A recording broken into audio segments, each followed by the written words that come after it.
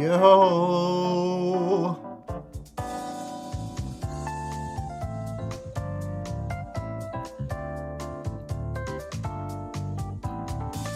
All right. Let the music rock, baby. Whew.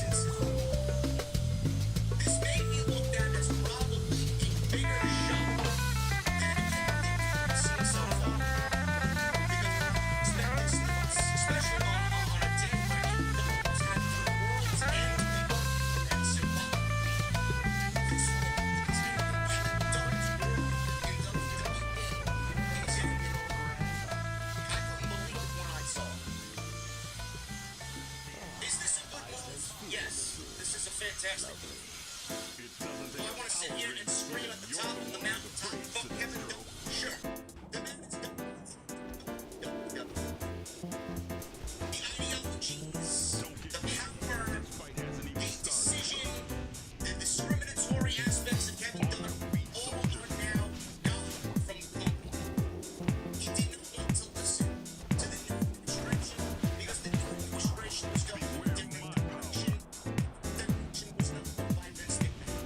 He was heard and expressed what Vince believes. And Triple H is completely in charge. That Kevin Dunn is being removed. Triple H from water is not a fan of Kevin. Neither is Stephanie McMahon. She's no longer there. But Triple H did not care for Kevin Dunn. Triple H was grooming like military for the role. It's all roads lead to Triple H was takeover.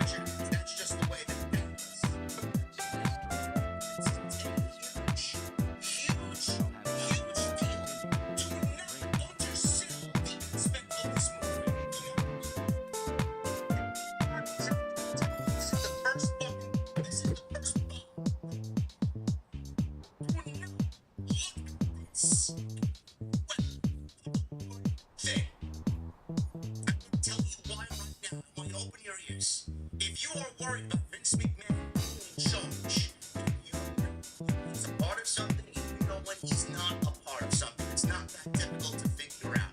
But if you are concerned that Vince McMahon is going to weasel his way back in, he's going to take the shit, and that he can be right.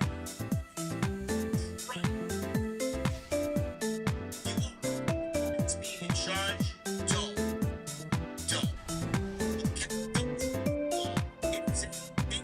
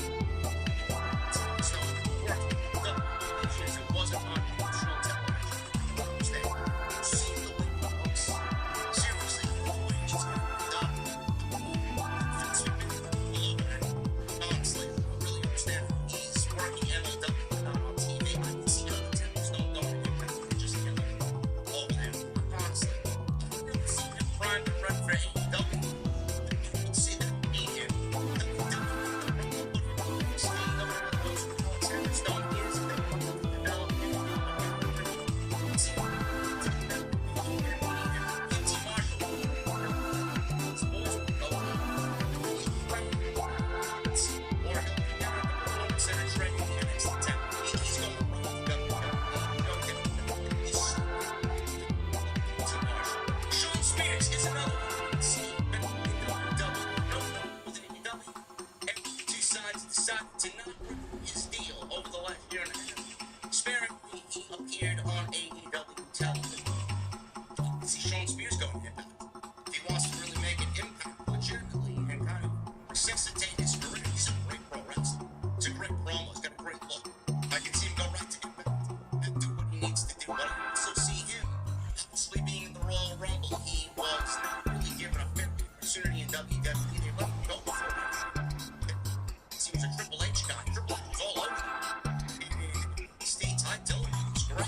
I said that Ty Dillon is the longer to champion. He was as over as anybody in the company for a tag. And I can see him getting another opportunity.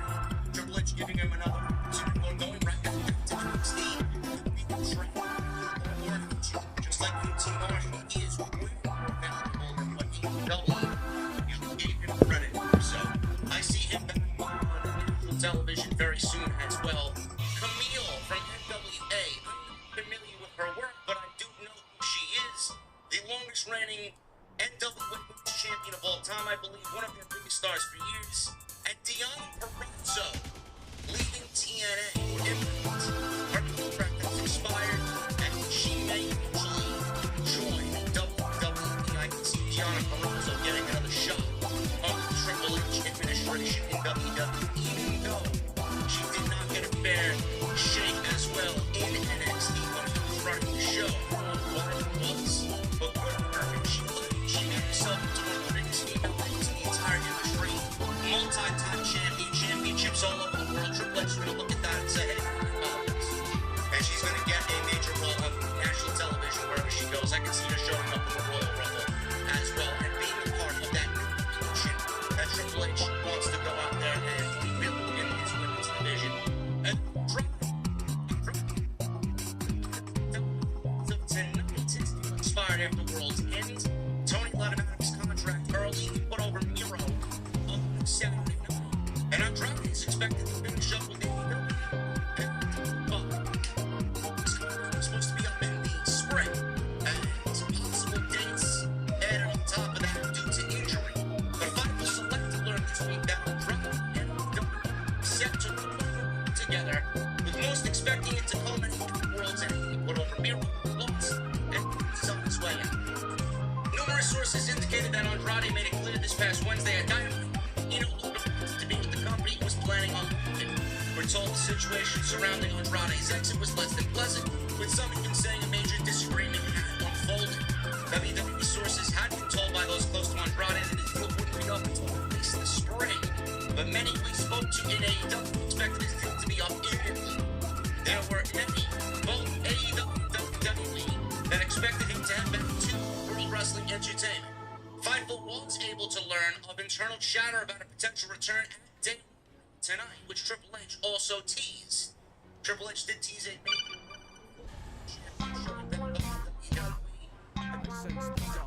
World Champion, but was at one point the NXT World Heavyweight Champion, so it could very well be him. One source we spoke to, says Fightful, seemed to indicate that it could very well be Andrade and be somebody else completely, and seemed to be bold at the idea that it would be Andrade without that Ryan did. It's unlikely to confirm such a thing, considering Andrade was still with AEW. He's unhappy. He wanted out. Tony, good on him. Let him out. You know, said it for years. If Tony has people on his roster that don't want to be there, please speak up and get rid of it. If you don't want to be a part of the company, there is the door. Do what you want. Shit. If you don't want to be then what do you want? And to be fair, Tony didn't do anything to make him WWE guy. It's like,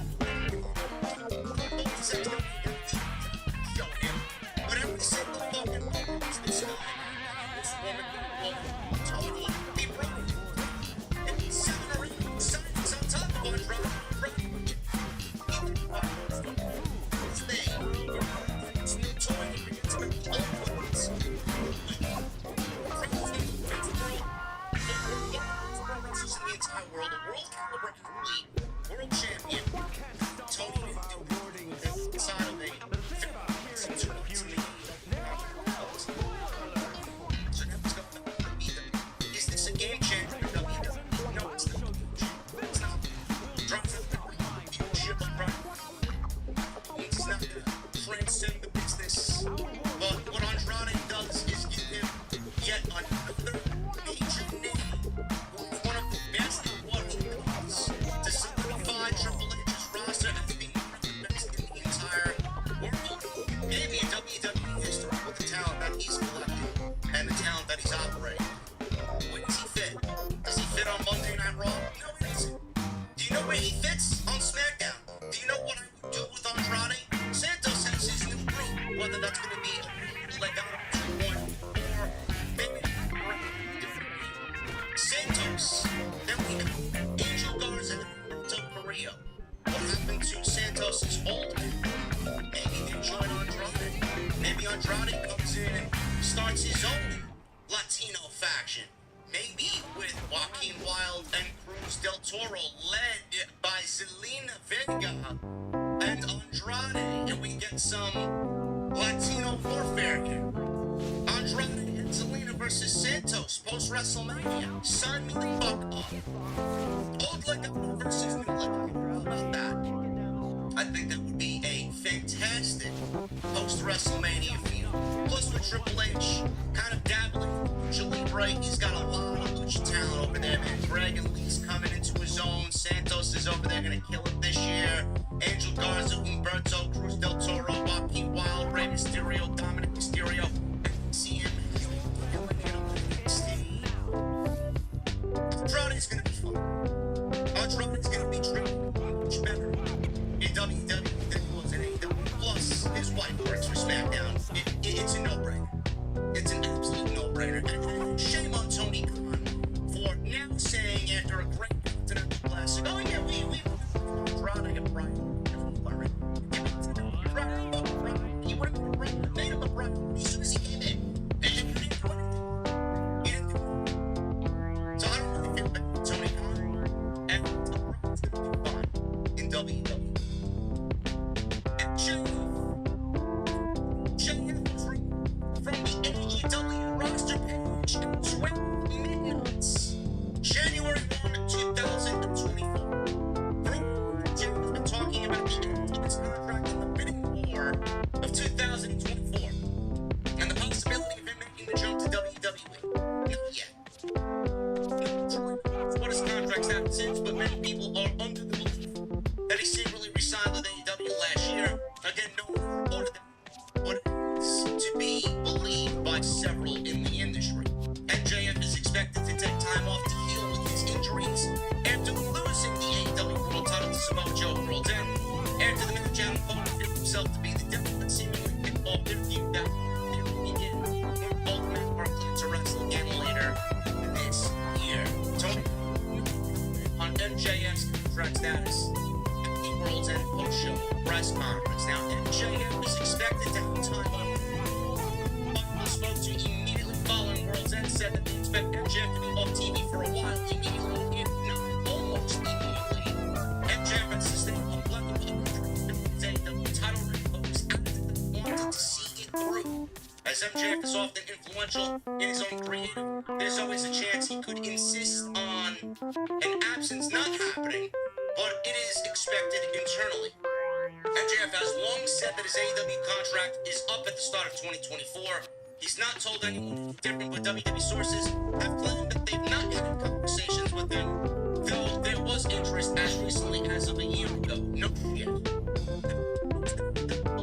He signed well over a year ago, even though he never admitted as such. Adam Cole, Roderick Strong, and Taven Mike Bennett were revealed the Devils during AEW World's End. A lot of people making a big deal about this. I wake up, I open my eyes, and all these reports. Oh my God, MJF is done with AEW. What's going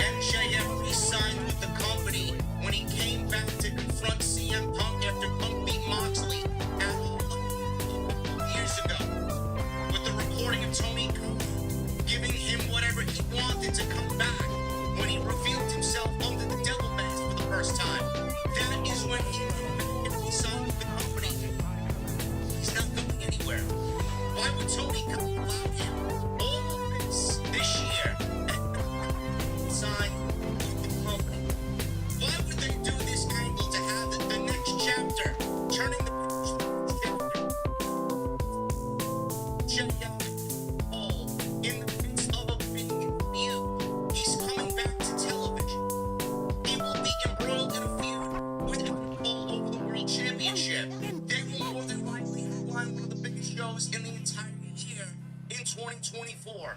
Why do you think he's going to WWE right now? He's not. It's all a work. It's all a storyline. MJF is not an idiot. He knows people are smarter than they. Beginning the construct Listen. assembly now.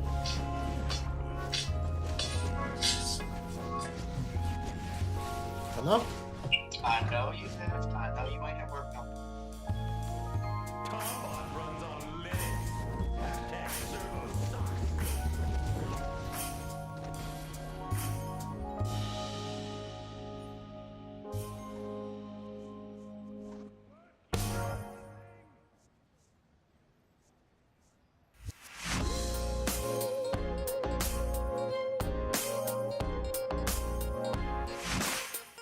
My creator programmed me to sing a song. Would you like to hear it?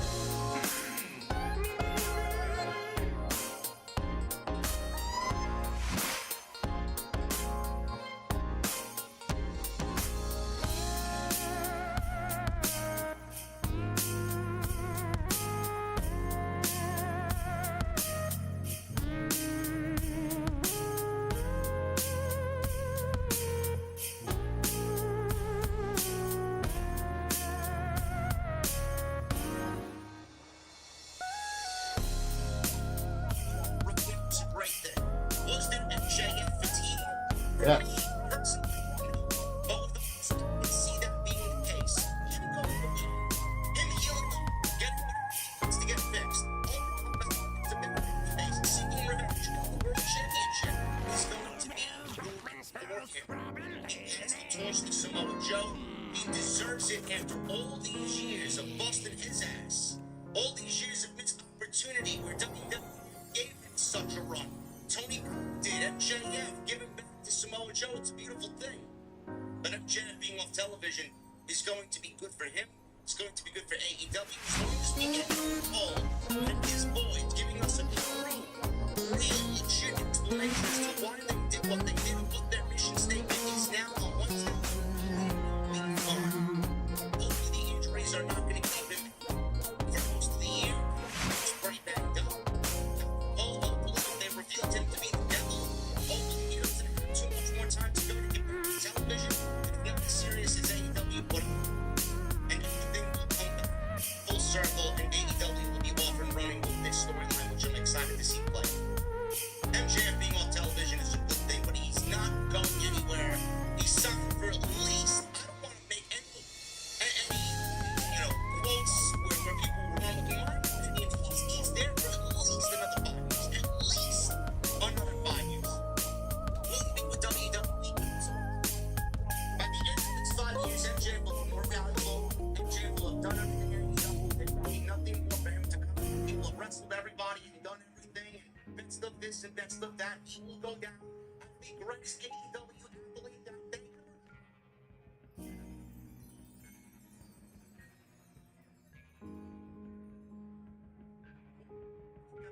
Creative a little bit more week by week. We find out that Ari Emanuel shoved Vince McMahon out of the picture. Take over WWE Creative. It is his show 100%. If the work that Vince McMahon, at least for right now, I don't trust him until he's absolutely out of the picture and it's in the grave. He's not going to be a bother at all. Then we hear that Mercedes and AEW had a deal that possibly fell But this through. campaign of war is just Things starting. happened. The lanterns have There to be was an destroyed. agreement, and that agreement wasn't really honored anymore. And then Mercedes may be moving on. She posted a clip on social media. She's back training. She's getting ready for a return. Nobody knew it. Speculation started thinking WWE came out and she wouldn't be joining AEW. That WWE would be the destination for her return. Mercedes Moné in the picture and Sasha Banks back in the WWE. In the Damage Control storyline, she would fit perfectly. Bailey's about to be kicked out of Damage Control. It's going to be an old Joshi group led by Dakota Kai and Sasha Banks. Bailey team up once again to take the tag team titles off of Asuka and Kairi Sane, and we get a match of the Kabuki Warriors versus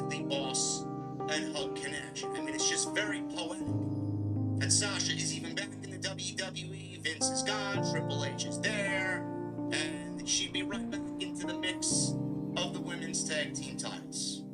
I mean, it all makes sense. Now, there was a report, and again, I always love throwing it in people's faces because, believe it or not, I know what happened. If I revealed my sources to you, then it would be shit's great. So I'm not going to do that. But a lot of people that I love how the media painted Mercedes as the bad guy in this entire situation. Remember when Mercedes walked out WWE? She might have walked out, but she wasn't the one who walked out. Right? Was asking. Mercedes walked out, but Trinity walked out. Well, what if Trinity walked out of the company first and Mercedes was just being a good friend to Trinity? Nobody asked that question though. So I leave with that report in the way because I thought, dang, what the fuck really happened, okay? It's your imagination, man. I don't say shit on here for the sake of being fucking cool, okay? You paint your picture the way you want it. She walked out because she was upset and she was displeased with things that happened in her years. She was obviously being pushed to the side. They didn't respect her. They didn't respect the women's division. They didn't respect women's wrestling. They didn't respect women's tag team championships. They didn't give a shit about them. Vince didn't give a fuck. Bruce didn't give a fuck. All Vince gave a shit about is what was on his plate and his fucking meal. That's all he cared about. And John Lawrence, I mean, give me a fucking break, man. John Lawrence, what the fuck did he care about? It's fucking he's fired. You don't have to talk about John Lawrence. And what a fucking dirtbag he is, right? John Lawrence. None of these people gave a shit about Mercedes or women's wrestling. There was a report that came out that stated that Mercedes, WWE management looked at Mercedes and she had peaked. At 30 years old, imagine telling one of the greatest women's performers in the history of the business at 30 years old that she peaked. Don't be me, man. Don't be me. You give me a penny. JD, give me your top signings. Men and women. Right now. Who will take it? Number 1, JD on the men's side. Number 2, Mercedes on the women's side. Not even fucking hesitation in my handing it. What do you want? I'm working. Got to sign 2 top talents, men and women, at JF and Mercedes. Number 1, easy. They said she peaked. So then we start to get Mercedes is coming back to the Royal Rumble. Oh yeah, Mercedes is coming back to WWE. Mercedes tweeted out something in regards to Triple H. And there was trademarks that she had done and achieved for herself. Nothing to do with Sasha Banks. It was all over the Mercedes money character. So Mercedes seems to be making it pretty clear that she's interested in coming back to pro wrestling. That's where she's going. But a lot of people thought she was going back to WWE. At least that's the way it came off at one point today. There was a I don't know if it was an Instagram or a Twitter post, a social media post today. And Mercedes put on there and she wrote the following. This was on December 24th. Happy holidays. Happy in month. Happy in the second line and holidays in the third line. So if you take the 3 letters, that's go in those 3 different lines. Happy holidays. HHH, Triple H. She wanted you to figure that out. Of course, the social media sleuths figured that out. She says, happy holidays. All I want for Christmas is money. Yeah, me too. Vince ran into that and starts spelling out Triple H. And it's another sign that she wants to go back to WWE. She wants WWE to sign her to a new deal. On December 26th, she posted a photo of herself in front of Boston's TD Garden. On the same day, the WWE ran a live event there. Who knows if that was recent? Who knows if that was actually in real time? Or if that was something just saved on her phone? Nobody knows. The latest post shows her in front of of a Triple H poster, giving one of those thinking poses. Triple H is clearly in the background of wherever she was training. Today, that was the latest post on social media. Now, reportedly, Mercedes was reportedly asking for more than what Charlotte Flair was making under her contract. A lot of people have this idea in their minds that this is a bad thing. Why? Why is this a bad thing? It's almost as if these people have had the fucking brain and would do the same thing if they were in Mercedes shoes. Yes, Charlotte signed the biggest contract in women's wrestling history and said this word for word Tuesday night. Said this shit that WWE are giving Charlotte this is going to run into a problem. Don't give Mercedes that type of deal. What they basically did to themselves was rinse themselves out of the Mercedes money Sasha Banks deal. Who knows what they're going to do with Becky? Becky's probably going to make more than Charlotte. It's like who's after Becky? Get Tiffany Stratton. She's not this right now. You know what she is, but she's fucking great. Set a precedent in the women's division that is going to span multiple years. It's going to be the same payroll. They're going to be making the same money. WWE basically has given Charlotte this money, this contract, and then women follow suit. Happens to have a fucking rumor. Charlotte is going to be asking for the same amount of money. They don't get the same amount of money. There are options nowadays. A few years ago, it wasn't.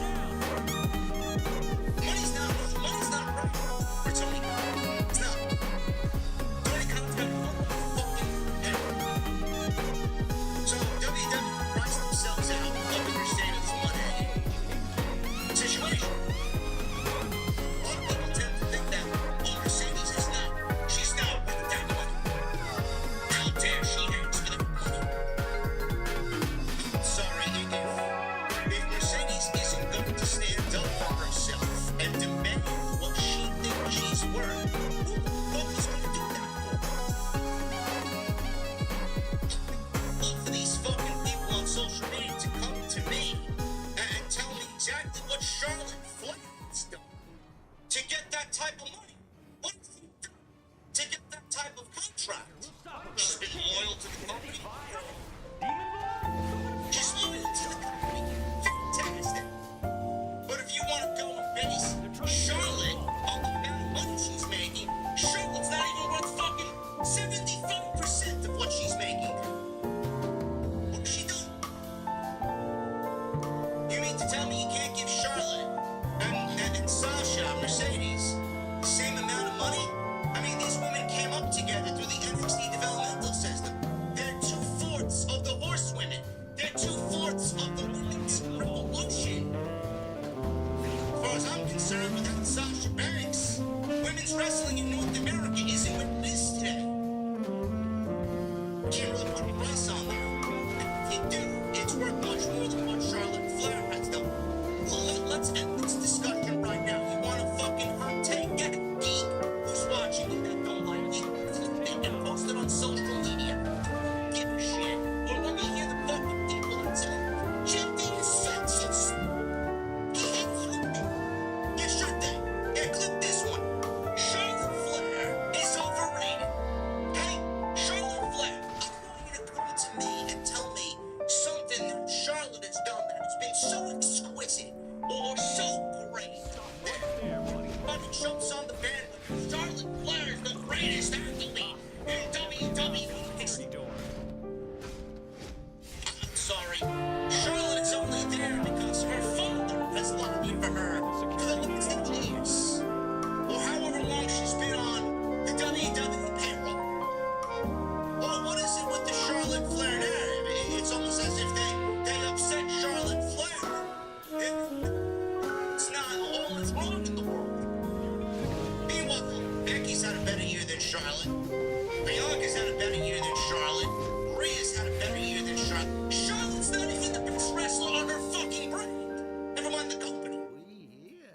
Yo, Oscar. I mean, Charlotte's a solid A in the company. Greatest of all time, my balls. She's not the greatest of all time. I'm sorry. What has Charlotte done for the revolution? Has she put over anybody? Charlotte's only put over Charlotte Flair. The 98 title reigns that she has have only benefited Charlotte Flair. That was it. She did one good thing. She did one good thing in her entire run, and that was put over Rhea Ripley this year at WrestleMania 9. That was it. Nobody can sit there with a straight face and tell me why Charlotte Flair is better than Mercedes, or more money than Mercedes, or better than Eve. So the can't do it. Charlotte Flair is the epitome.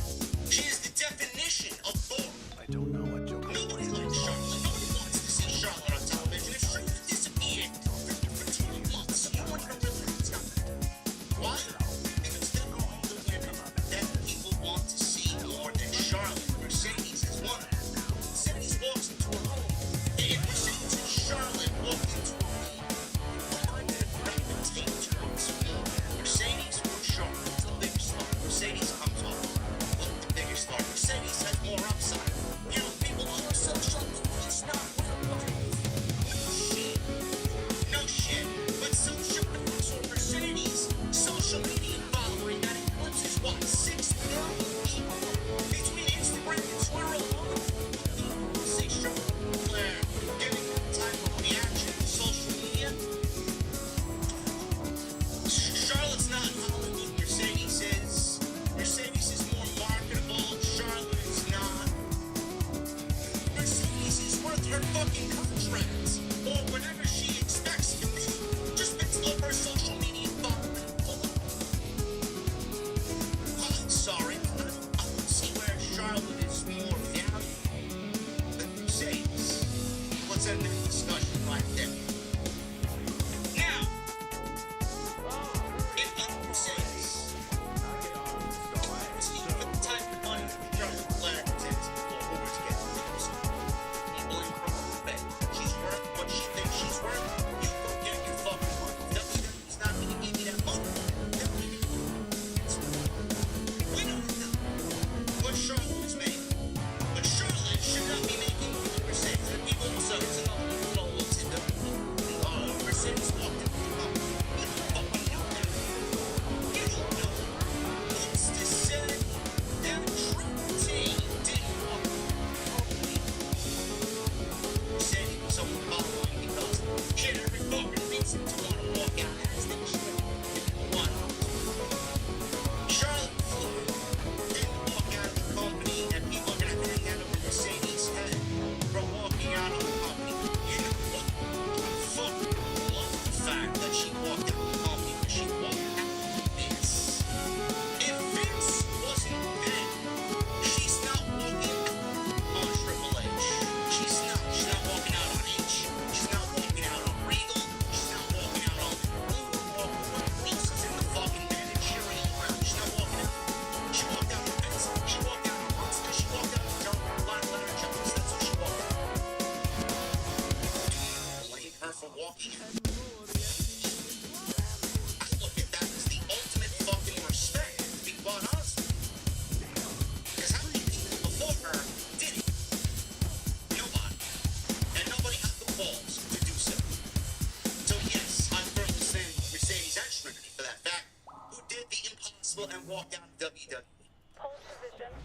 Yes, she didn't do much of anything this year. She had a great match with saying in the beginning of the year. She was supposed to wrestle Julia, and then she got hurt. But a lot of people are like, well, she didn't really do anything this year to warrant a Charlotte Flair contract. Mercedes could take 12 months off and come back and go right back to where she was. That's in demand. She is. Wasn't she at the parade? People were making fun of her going to these comic conventions, charging $30,000 for fucking appearance. Brought Mercedes in, made their money back, get the fucking $30,000 price tag. You know, she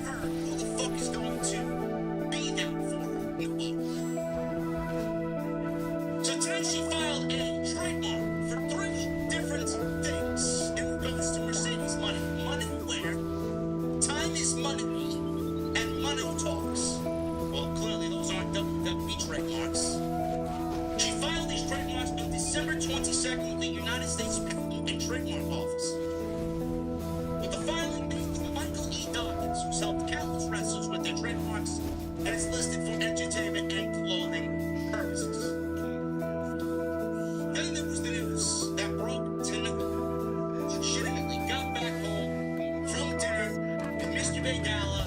He tells me this story. I quickly go and look at it. And it's Mercedes WWE. No longer talks expected to appear imminent.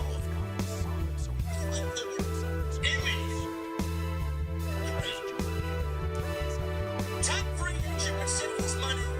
Sasha Banks and WWE have been engaged in several conversations to possibly bring her back to the company. This is from Fightful Select and Sean Ross Sapp. However, sources stated to Fightful Friday night that the two sides are no longer in active negotiations regarding a return.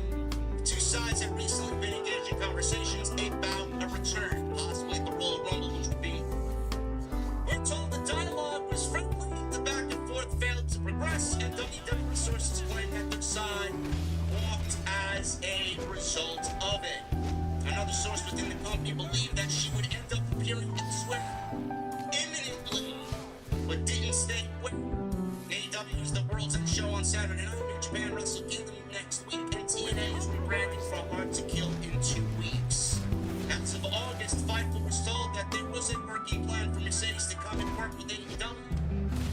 As of early December, that particular plan was not happening. New Japan was also hoping to maintain a positive relationship with Mercedes as well, and hoped to talk to her in recent months. We're told that outside of WWE, all options were back on the table as of mid-December. This comes after what several perceived as teases to a WWE return on social media. This week, Mercedes was supposed to be with AEW, and then she got hurt.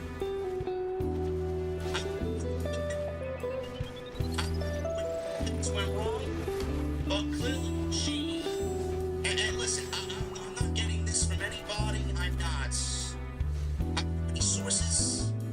All I know is that Mercedes was supposed to work with AEW. She was at All In, and they put her on camera twice. They were someone to bring in going to feature in the near future. She was supposed to be there, okay? Or this might have been a makeup. She was supposed to debut at Blood and Cuts in Boston. That didn't happen. She was in a walking boat. She was walking on her own. Showed up in London. And things were supposed to materialize for them. They didn't. They didn't know what deals could have been made. Then things were backtracked on. And then she realized that, hey, okay, well, Vince was there. Vince still had some sort of power. Vince now does not have any whatsoever. So she was like, oh, boy, listen. Well, clearly my first choice, and she's going to make the best decision for her. And Tony Khan is the type of guy that's going to allow them to do what they feel is best. Tony Khan's not going to the other and just bang her. He'll let others do what they want. So Mercedes said, you know what?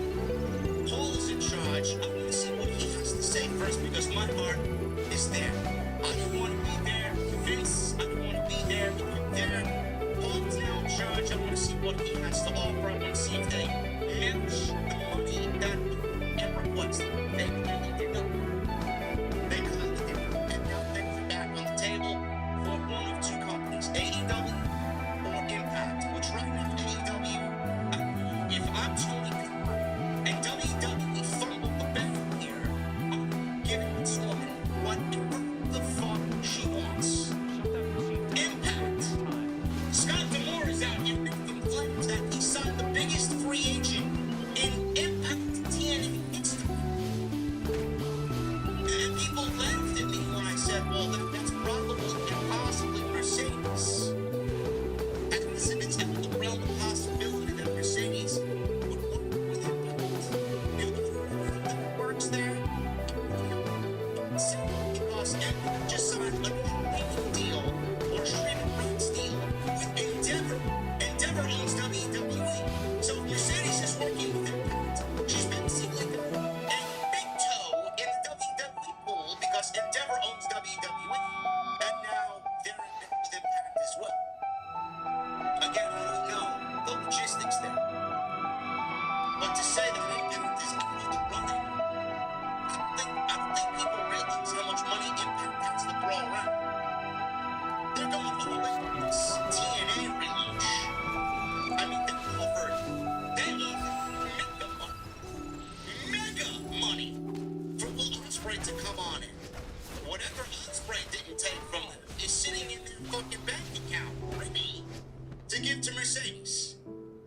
think that Mercedes would want to go to Impact? What the fuck not? Impact is one of the best women's divisions in all of pro wrestling. They have the best women's division in all of pro wrestling. They constantly take care of their women. They constantly feature their women. Her best friend is over there, so why the fuck wouldn't she want to go back over there? Or why wouldn't she want to work there? I mean, it's just common sense.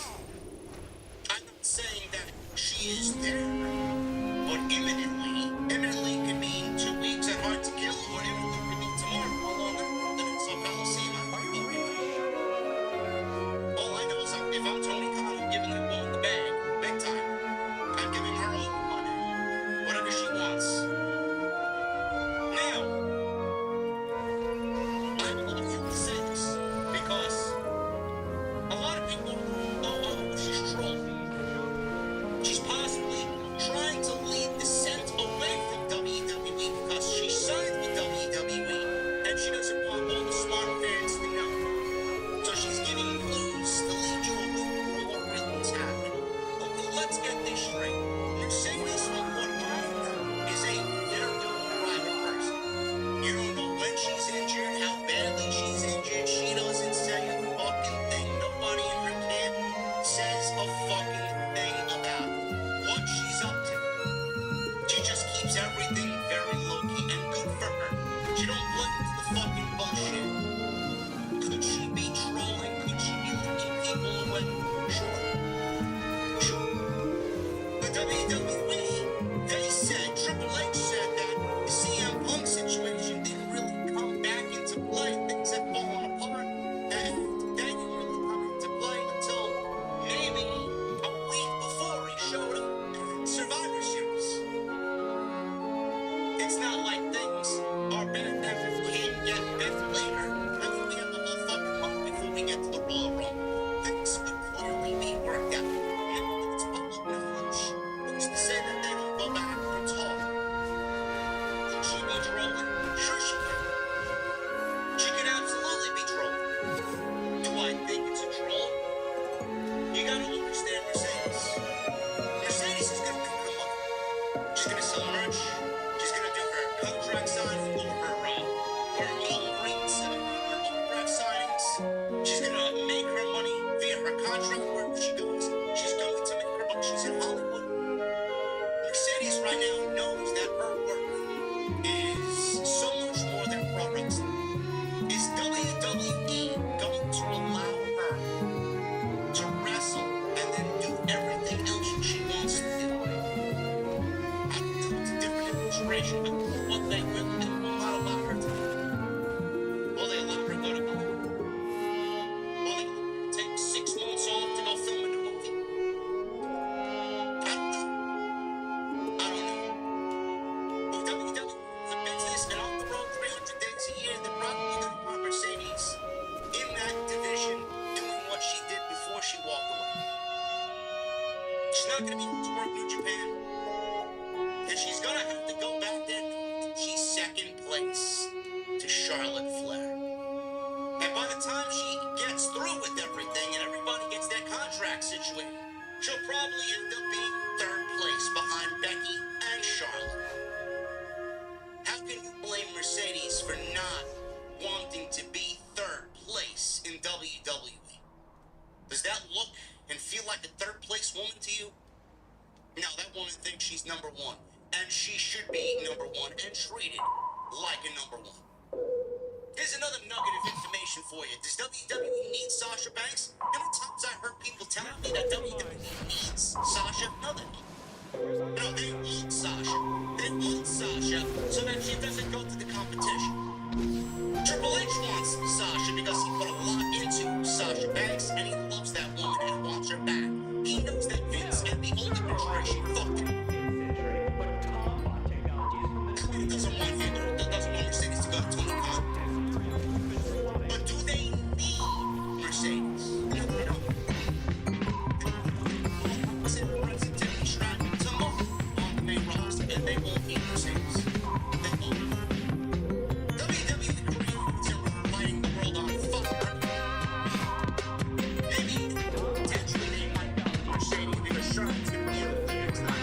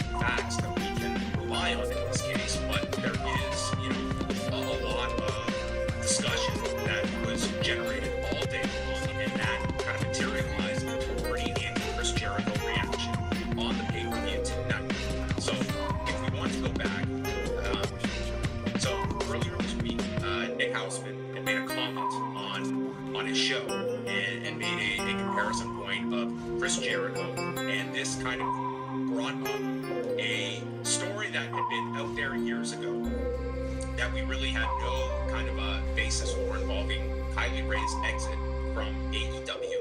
And at the time that happened, there were rumors that went around, but nothing that could be confirmed or reported on. And Kylie Ray, at that time, when she got her release from AEW, she did put out a statement in 2019. And in essence, what she included in there was the fact that, noting that I don't know many rumors, and honestly, I tried to stay away from everything. And she explained that while she was leaving AEW, no one was making her leave. And then it was also brought up at a scrum by Shotgun Savage, Tony Khan, addressing Kylie Ray, and he said it was a very amicable split when she came. She asked for her release, and she has been released. And that's sort of where things stood. We've seen Kylie Ray, she went to Impact for a period. She's gone to different companies since then, but she did leave wrestling for a period and then came back as well. So with this comment that was made by Nick Hausman, it brought up these rumors again. And then what added, I would say, substance to everything was that Kylie Ray, in a roundabout way, acknowledged the reports by going to the bottom of this tweet thread that you can see and just including a heart. So this is not her outright confirming this, but it's certainly her not dismissing it or at all negating it. So as you would expect when you see this, it then exploded afterwards. This became a major trending topic online all day. And we're at a point right now where, typically in these types of stories where an accusation is made, it is typical that we want to hear both sides from this. We don't even have the allegation from Kylie Ray's perspective and from her side. We have not even heard from her what happened, what did not happen, what is in between. Chris Jericho not commenting about this. We are, for those that are listening, we are doing this as the press conference is probably just getting underway, and we will update if this is brought up during the press conference. I would imagine Chris Jericho is not going to be at this press conference, but Tony Khan will be. So that's where we'll stay at this point, and I don't know how much more we can go into beyond it's a story, and it does need to be press. If you are Chris Jericho, you need to either, AEW needs to have a very clear idea of what happened, what not happened, involving the rumor that you did release. If there's smoke from this fire, and if no, if you were Chris Jericho, you want to make it very clear, this is not true, and give her name, but this is one that I don't think can just be dismissed and forgotten, but hopefully the news cycle sweeps this one up. It was very noticeable tonight, and that's where I think it needs to be addressed in a meaningful fashion. And with respect to Kylie Ray, who's in the middle of this. Yeah. Not much we could say about the allegations themselves without knowing more information. There's been a lot of discussion, of course, not just about the story, but about the way it was brought up into the world through Nick Hausman's podcast, and I suppose the suggestion of the NPA in response to that Jericho tweet on Christmas as well. There's just nothing we know to be able to respond to anything to a larger audience besides what the government is all equipment is talking about. This might not necessarily have been something you would mention on the show if not this response from Kylie Ray. Seemingly it's a story when the person that is being talked about addresses it as something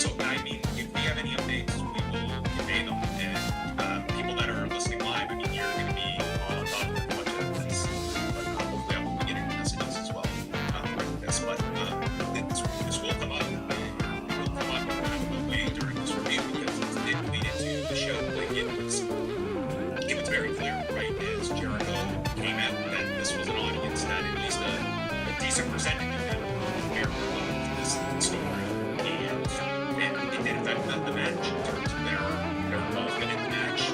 There were signs in the crowd relating to this. It's not as though this was something that just the corners of the internet were whispering about. I mean, it's made its way onto the audience. It was hard not to. This was the element in the room. 8-man tag that we'll be talking about a bit later on. So with that out of the way, we will be getting into the review of World's End from the Nassau Veterans Memorial Coliseum. And the last number from WrestleTix had this at just under 9,900 tickets out. So, and that was a couple hours out. So it is possible that they did get 10,000 tickets out for the show. And they didn't say sell. They kept saying sell many times on the broadcast. And in the hours leading up to the show, we got the posting a statement that he has been working with an injury since September of last year, and basically stated, I'm going to this match work, but I'm going to work through it. And then boom, just like that, the pre-show starts, and he's off the door, nothing weird, and he is being replaced by Dustin Rhodes. So the match that has been a year in the making is still to be determined when we will see Strickland and Keith Lee. I mean, when this match occurs, it is going to be something else. The 2 years. At this point, I don't even know if they continue Swerve versus maybe just have a one-off, but like Swerve has great sort of run. Keith Lee, I mean, Keith Lee has been kind of really fortunate run with several countries in this one. This should have been maybe the most high-profile match didn't have it. Will they deem it worthy enough to continue a story after this? I have my doubts, especially where Swerve is headed now. The pre-show started off with Chris Statlander and Willow Nightingale, a match that was added on Rampage. It's a battle of Nassau and Suffolk County in New York. So we had the Battle of New York State here. And so Stokely Hathaway is on commentary. And during a pin attempt, Taz just goes, when there's a cover, don't speak. And he's pretty much saying, I'm giving you a tip over when a cover is being made. So this was an interesting match. It started and the crowd was still filing in. They really struggled at the beginning to get any kind of reaction for this. But things got going. They were doing a lot of big stuff. They were getting to near falls. We saw Willow get a big bounce. And then there's a scissors kick from Chris. Chris then gets yanked off the top and his powerbomb on the edge of the apron. Saturday Night Fever gets countered. They're trading blows. And then Nightingale goes for an enziguri and barely connects with Chris here. Chris recovers, misses with the 450, and there's a lariat by Willow. At this point, the crowd really didn't want to dump it. Balls, I thought this is pretty impressive for a pre-show that they started with such a low energy crowd, and then they built this up, and it was okay, now just stick the landing. And so Willow goes for the Dr. Bomb, and it's countered. She tries again, nearly dropping Chris. So then she gets her up for a third time and hoists up Chris. But Chris comes down, and the way she does, it's like she leg drops Willow coming down. Willow is clearly finished, and Willow goes on top, and Chris just, I guess, figured maybe that didn't look great, and she kicks out. And at this point, the crowd, I think, was on top of this in terms of that this looked very clunky. And with that, Willow gets up, they recover, hits a clean Dr. Bomb, and hits Chris Statlander in 13 minutes and 28 seconds. So I cannot say this was the smoothest match, but I thought it was certainly in the positive story. 13 and a half minutes. Unfortunately, the ending was just a blatant thing. It's just unfortunate because they started very low, built this up, and then the finishing sequence kind of took some time. Agreed. Yeah, I'm really fortunate about the message finish, but I think we're going to get this match as positive for these two. They did not have much time to promote this match. It was made last night, and I don't know how people there and aware of some of the storyline going on here with Statlander and Stokely Hathaway. I felt like they Out of 2 counties. yeah, yes.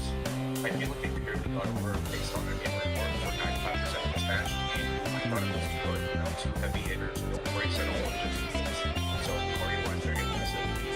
Yeah, it took a long time to get to the but I thought they would eventually, so I have to look at this as an overall positive.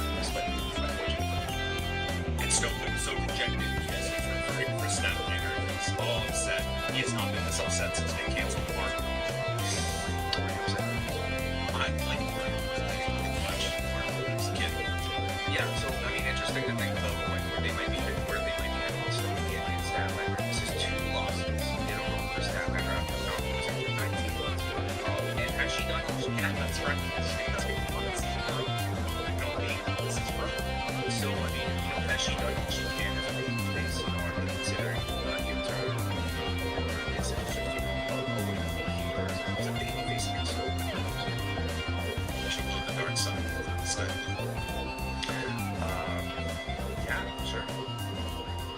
This very cool again here for Serena Deeb, where she's in a straitjacket, and for all this time she's been training in isolation, dissecting the women's division, and is locked inside of a dojo. And now, did you read this as someone who is like dissecting the women's division and feeling strapped and confined? Yeah. I mean, you could. I took it to almost mean maybe more metaphorically, like you saw her training in a straitjacket position, and I suppose this was maybe her. I mean, the good thing is one of her new sort of personas is she's well at the end of this promo she says she's like Houdini. It's almost like magic when she's wrestling, like at her best. She cannot be caged, and she is shown breaking out of the straitjacket. She has a counter and escape for everything. She is the woman of 1,000 holds, and the professor is ready to return. I thought this video was amazing. I thought it was scripted well delivered, very cool, very well demonstrated package. And for a return, and I'm more, I think, almost kind of shocked that anybody returning to AEW is getting a video package. This feels so great that they have something offered all the time. And the most like we had with Dante Martin. Dante Martin shows up next week, or like he's back. He's just high fives, his brother in Division injury, and that's it. Yeah, they put some actual production into this, and they made her feel like she could be a star long term. So, especially for the women's division, I wasn't expecting something like this. Next, we go to the 20-man battle royal. The winner will get a TNT title shot. And what this match would happen on the pay-per-view. So, out comes first Darius Martin and Action and Ready. No Dante Martin in the match. And I think I got all 20 and Dan John Silver and Alex Reynolds, local guys, obviously, here in Long Island. Lance Archer, Trent Beretta, Rocky Romero, Kill Switch, Dolphin Castle, Johnny TV, Butcher Blade, Serpentico, Bernard, Angelo Parker, Christopher Davies, Kid Sabian, Lee Johnson, and the Brian Keith. So, early on, they bury Archer, Kill Switch underneath tables on the floor and destroy them with a chair shot. So they are there for a long portion of the match. And I mean, we're kind of just going along here where someone would get like some big moment and then they'd get eliminated, and the crowd would get sad when John Silver got eliminated or Dolphin Castle got eliminated. Eventually, Archer emerged from the debris, entered the ring, so he went crazy, eliminating Bernard, then Daniels, and then he sent Rocky Romero out with a blackout to Christopher Daniels, catching him on the floor. And then he stands up with Action and Ready, chugs his water, powers up on Archer and with Darius, and then Kill Switch enters, and these guys just start eliminating guys in tandem, and we're down to Archer, Kill Switch, Trent, and Danhausen.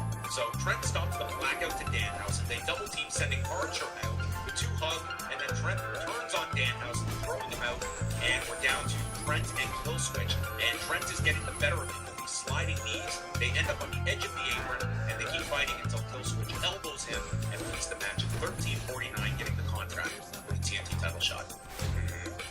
Crowd was certainly most behind Danhausen towards the end, maybe even throughout like most of this match as a big. It's a match that played itself out to the TNT title. Danhausen catching him. He's under the spell of So I mean, all I'm saying is I feel like it might have been more effective for this match if you had Luchasaurus with Danhausen as the final two. But maybe they wanted to be more incredible threat in Trent, and they might also be setting up something involving Trent and Danhausen because Trent was the one who surprised and created one of his fellow best friends. So it was a very pre-show battle. I think they could remember besides those things, and just the way they went to the angle later on tonight. Well, again, we were FTW Championship with FTW. So what does that mean? Hardcore match. And we got Unit coming out, and this guy tries so hard to get hated by this Long Island crowd. He calls it a shithole. He makes fun of the Islanders. This isn't even the best Islanders. Right. The thing in this crowd was just like, we're not going to give you what you want here because this is so low-hanging fruit that you were brought to this pre-show heel. Bro, agreed. It was kind of like, I mean, I wouldn't say he exactly wrong, but it was like seeing somebody go up on like a, you know, like that and just really not getting the reaction that they're getting. And I mean, they've given Wheeler some chances on commentary. I think to various degrees of success, tonight was not one of those. It was a very bare bones, generic promo that did, you know, that is at a level that I don't think impresses really anybody, especially in the AEW audience. So he's gonna have to keep working at it. What Long Island? No one's to stay here too long. You guys suck. So then the Islanders horn goes off, and out comes Book in the New York Islanders colors. This guy, here he was, representing his home. And Taz mentions that he took his son to many Islanders games here. And now the crowd, they were chanting, Yuta sucks. Book suplexes him on the ramp, and we just get a bunch of trash can lid shots. And at one point, Yuta slams him in the desk right in front of Taz, and then Hope fires up with a clothesline. They trade German suplexes, and then there's knees from the tie clinch. But as Yuta throws a knee, he gets caught and into a trash can in the corner. As he goes for the red run, Yuta drops him on the trash can. Then a DDT on the stop sign for a 2 count with his eyes cut up.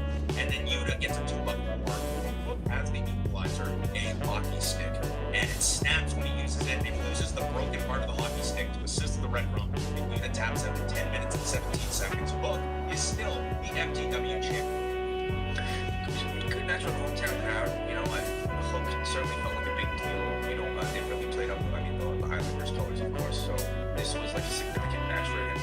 I thought it was a really physical, hardcore match. I personally found myself a bit disengaged with it. I didn't sense the crowd being that like before compared to a lot of matches on the show. And I'm trying to think why, because they kind of started this game a long time ago and just kind of rushed to, you know, say, hey, the match is tonight. It's also a title that really doesn't mean a whole lot. You know, it's a problem for Taz's friends or something. I mean, maybe you do have a lot of people that are more pro that this guy would suggest. Like, you know, it could be worse. I mean, like, we'll take what's real because we don't know. Sure, you know, that they should consider taking it for the championship. LTW title, okay, it's possible. If you told me on paper all this stuff, okay, heel comes out, buries Long Island, they tap into like the Islanders' horn, and it's going to, you know, hopefully inject some life into this crowd. Hardcore match, we're playing off of Long Island. Like, I would have thought, man, this is just going to generate easily on the undercard. I just don't think it really reached this point. It just felt like this crowd was like, okay, what else can got? Because in the pre-show, I don't think it went for all these free matches. I mean, individual parts you could have got into, but free matches, not the strongest about the top roll. I don't disagree. Well, to take a breather after this intense pre-show, we are going to take a very, very quick time out because on the other side, we are diving into a complete rundown of the pay-per-view portion of World's End. It is 2024, and tracking technology from advertisers, ISPs, and hackers is getting more. For Redlick, her talent for skill, which is that being a great man, husband is overly protective, does not want his wife basically working. And he's insanely jealous when she actually ends up managing somebody and don't want to know about it. Relatively simple. I didn't get this line when she pulled out her finger and said, "Is this what you want? Is this what you want, my infected finger?" I mean, how does that happen? Well, maybe she's blaming Miro for this.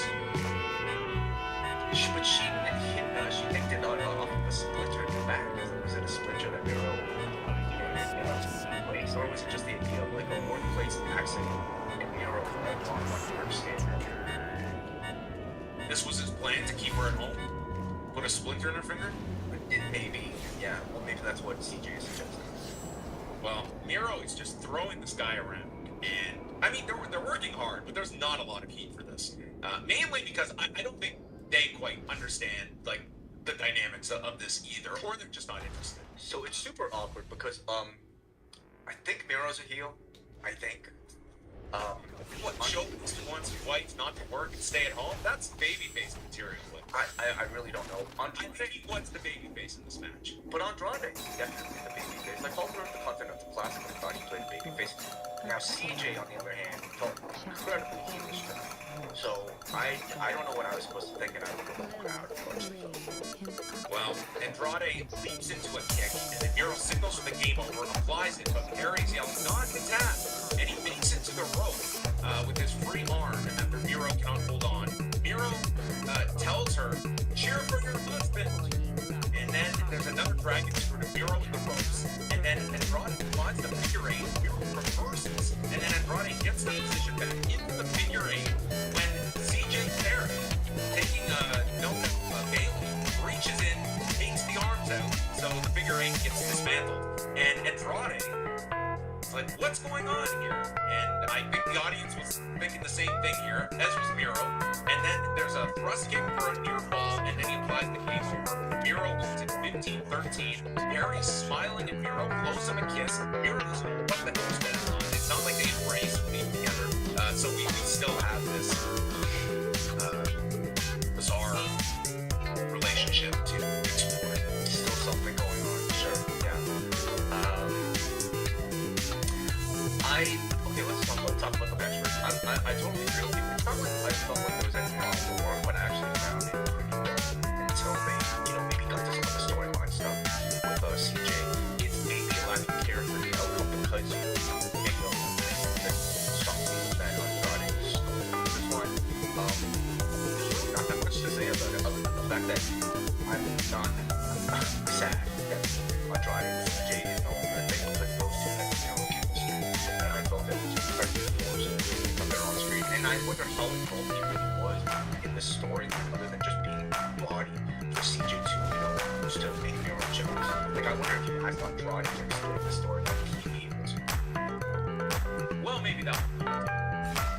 So what do you think of this one? I think he's done with the company, and I think people are going to assume he's going to be WWE then. Could we see a reunion? Maybe a Insanta? There's plenty of roles for him, whether you want to put him into that story or just elsewhere. There's plenty of options for him that way. Like this was not a smooth bit here in AEW. I think he was marred by multiple things over the first time here. Not a very memorable run. I want that. Yeah, we'll see if it's different for him in WWE. I mean, he had a good NXT run, not so much a great main roster one, but he's a talented guy, and all of that, I'm sure he looks at it as a fresh slate and it will learn to be there. But I don't think it's going back to his AEW run. Looking at this as like this gigantic loss for the company. It's like they've got so much depth that if someone at this level wants to go, I think this is a decision that you don't really have to be committed to too far. I guess I wonder when he would have given notice, so to speak, that he wasn't standing around. Because if you're Tony Khan, would you have put him into the Continental Classic taking one of those spots? I think he was great in the tournament, so for that reason, I think maybe worth it. But it's also like you're kind of giving them a lot of airtime, as you hand him off to the competition. So I mean, you always wonder when somebody leaves. But I think he'll get treated very well by their opponent. Next, we go to Timeless Tony Storm and Riho for the AEW Women's Championship. And Shivani is on commentary for this one. And from the second that Tony makes her elaborate entrance, it was a very pro-Tony Storm crowd, and Riho was in a tough spot here as the babyface. And unlike what we had last month, that whole year, this was not a crowd that was split. Like there were moments when they got into some moves for Riho, but this crowd loved Tony Storm. And this is going to be, I think, a continuing issue as long as you are putting Tony Storm opposite babyfaces. That she's just the character that everyone is into, and crowds are going to eat up in a good way. So early on, Luther blocks Riho, so leaps onto Luther and is caught and handed off to Storm. Storm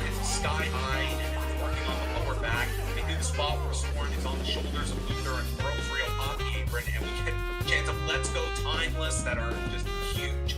She applies Texas flow relief, and then Storm pulls the rope back so Rio can't reach it, so he is ejected. Storm breaks out, and this is when Rio hits a Tiger Bait kick, a high cross, and then she goes for this slam, and she has trouble slamming her, but it made total sense with her selling the back. The announcers were on top of that and made logical sense for the match.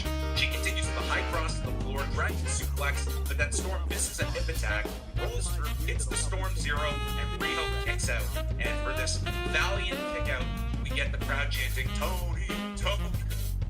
And then Rio let cradle another 2 count, and out of nowhere, Storm hits this. It's almost like a hip toss into a DDT. I had to rewind this thing like 3 times to watch it. It looked really cool. And wins the match in 11 minutes and 45 seconds. And super babyface Tony Storm. It's always going to be an issue, I think, when you have a babyface that I don't know if they really invested a whole lot into making him feel like a big star. Really did just feel like a lame duck challenger, like another sort of like, I don't know, spot of the month type of challenger. I mean, I don't recall seeing here one promo from her. Now, I know there are limitations, but the countdown, it wasn't even that great, but at least she had a voice, and they had every opportunity to play some of those videos throughout the course of the month. I personally kind of found the match took a while to get going, and maybe a positive I can say that I definitely saw adjustment to Tony Storm for last month. Like, this is much better than last month. So much gimmickry, with the flame and all that. You really didn't see much other than like some of the loser spots, which got over like Rose as well. But overall, I didn't sense that being too good. And then Mariah May ran down with rose petals, and Storm celebrated, and they promoted Mariah's debut for Wednesday on Dynamite. And this is where they mentioned both the passing of Masashi Ozawa, Killer Khan, and Mad Curtis Chapman, who they gave a 10 bell salute to on the Rep Pro card this weekend, and Eddie Kingston brought up after his match with John Moxley.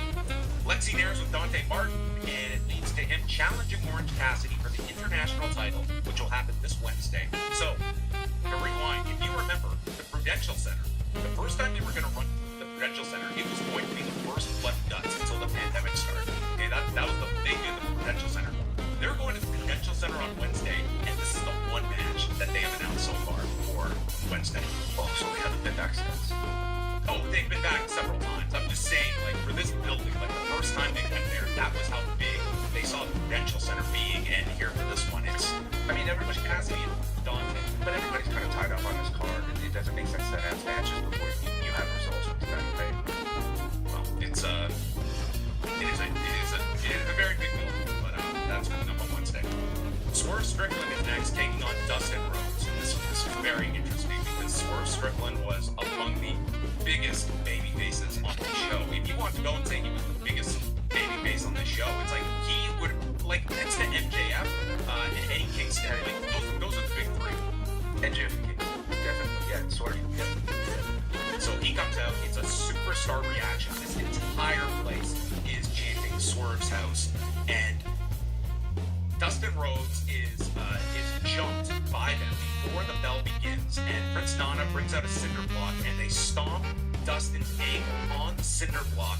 The medical team is tending to Dustin. The crowd is just eating this up. This is like Austin in his like pre-98 heyday, where he's the heel, the crowd just loves watching him destroy people. And the crowd is deafening with its chants, and Dustin wants to return, and he limps back to the ring, and the bell rings. So it's Swerve beating him down. He looks into the camera, telling Keith Lee this could be you as he works on the ankle. And then, holy Seth Rollins, Dustin Rhodes powers up, regenerates his ankle to hit a Canadian destroyer, a power slam, shattered dreams, and Prince Nana's dealing with the ref. So he then hits the crossroads for a 2 count, and all of a sudden we're getting like the An inverted crossroads, but yeah. Inverted crossroads. And Swerve kicks out of this. So Swerve is like battling back here and hits the rolling flatliner, gets a stretch muffler applied, and then Dustin spits at Swerve, gives him the middle finger. So Swerve puts him down with a pair of house calls, snaps the arm, and gets a Swerve stomp to win in 9 minutes and 28 seconds. And he's signaling for the belt as he goes up the ramp. And yeah, what did you think about dislike it. I've seen some negative criticism of the match, maybe going so long for something that was not supposed to be on this card. But I feel like this was always going to be a showcase for Swerve, and they clearly had the cinder block spot planned already, and they just substituted Dustin. So the cinder block isn't returning itself. We got there's a no right now. We're not allowed to do this. But I thought Dustin did a really good job. Maybe I'm qualified because, you know, that I know that they just put this together, like, you know, this afternoon. But I thought Dustin so effectively, and by the end, you saw Swerve as a big star thanks to this crowd reaction, but also just like, you know, this menacing, maniacal man. And I found that interesting too. The baby face all over the clutter of the process tonight was very much, felt very much like it. Yeah. What the thing about you is my first takeaway from this was that I was perfectly fine with just the angle. Even this cool attack. Dustin is somewhat like, you know, he's taken off, but Swerve is like, this crowd was red hot. They were not going to be upset that they didn't get the match out of this. That Are you sure? Pretty sure? Like, this crowd wouldn't have been upset if they wouldn't get a Swerve match. You know, he's one of the top 3 acts. Well, okay.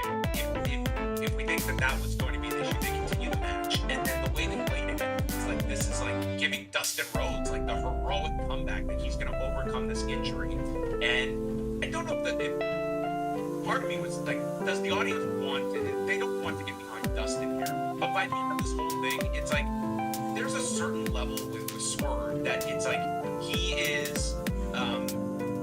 It does work. Like this crowd is going to take to him, no matter how you present it, even if it's destroying like your sympathetic babyface in this manner being. Oh, it's badass. Dustin Rhodes. Yeah, and I think how did you get to this point? By threatening the kid to have a baby in trouble.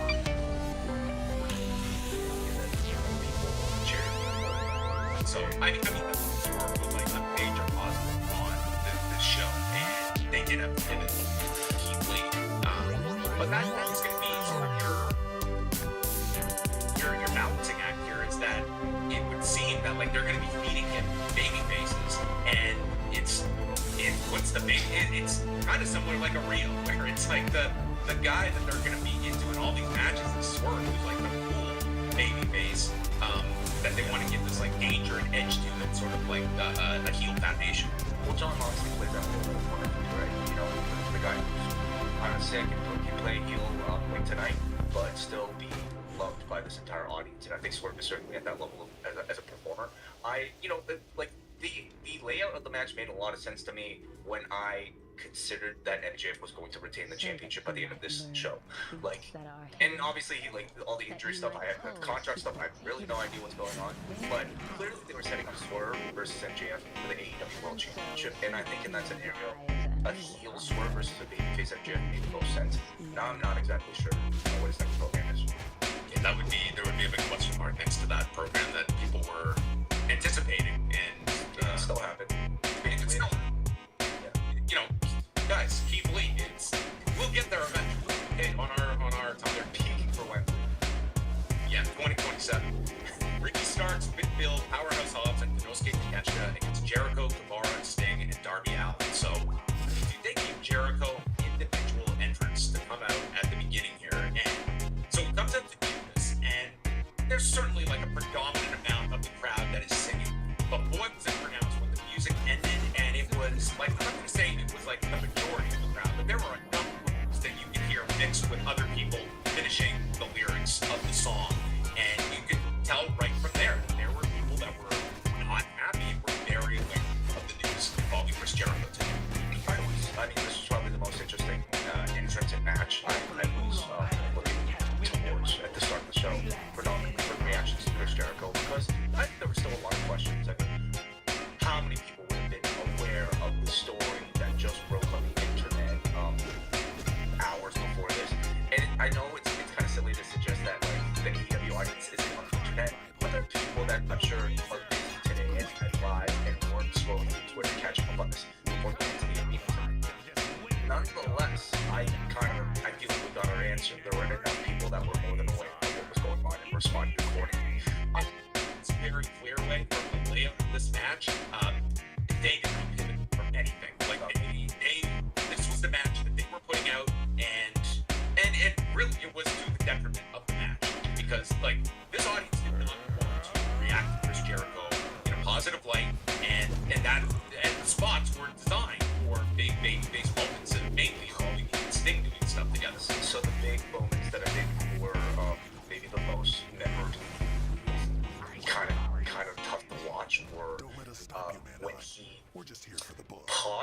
with Judas, but then when he also did the Sex Gods pose with Sammy Guevara, just any sort of pause for like a babyface reaction that you're giving the crowd was a moment for the crowd to believe.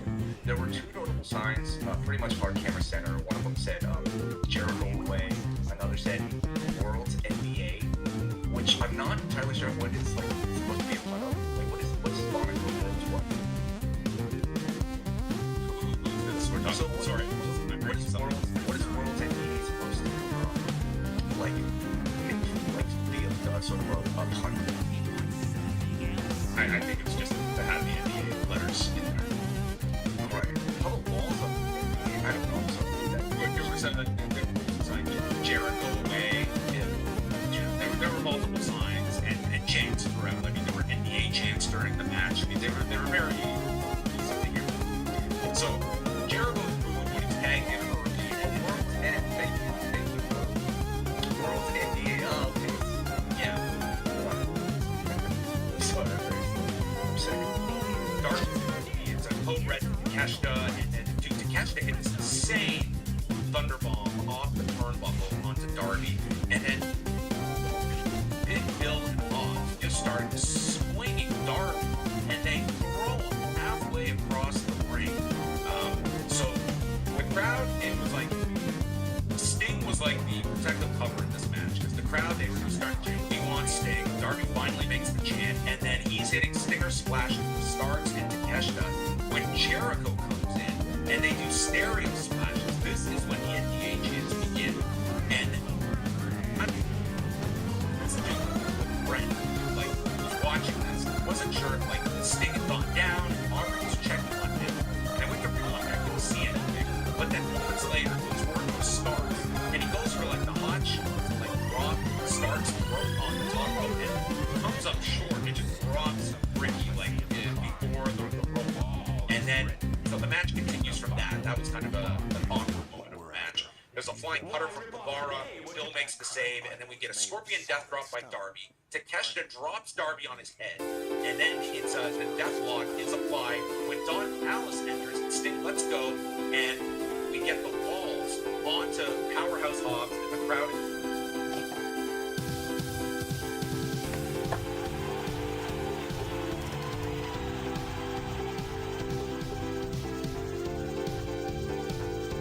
Oh, there it is. I know I heard this shit.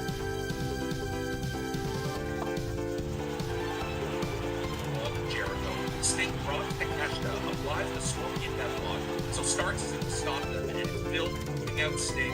Darby takes out Bill with a tope suicida, and then Guevara goes for a dive, but he's caught with a spear, very well timed by Starks, and Guevara ends with GTH and a shooting star press, hitting Ricky Starks in 15 minutes and 42 seconds. But the overriding factor of this match was it was the elephant in the room, and I thought it took so much of the life out of this match. They did the post-match celebration with Sting and presenting this as final match in New York, and he even went over to see Vladimir, the Superman, in the front row as well. So that was cool. But I thought this match, it was just really awesome for most of this crowd to get into, and it just felt it was obvious like they had their match planned out and they were going to let the news affect it, and yeah, it dragged this match down significantly. Like I can't really even assess this as a match. Like what they had in mind, the audience was not, or at least a percentage of them, they were not in the desire to see. It was a very weird match to watch. Technical work was totally fine. Like maybe except for some weird moments with Jericho and Bill. I thought Sting looked good here with his limited work overall. I love seeing Darby back here. I think he's sorely like needed currently, or I've certainly missed him. But the cloud of everything, the wrestling is tough to solely focus on. I really do question the idea of Like, should he have been in the match? And, like, it's one thing in hindsight, but do you think like they should have been thinking that way today during the day? I wonder if they might have considered it. But at that point, like, I think maybe you're trying to think, if you're AEW, how do you make this the less big, the smallest story you could possibly be? And maybe proceeding with everything as planned and essentially no selling everything that took place in the afternoon today was their feeling that was the best way.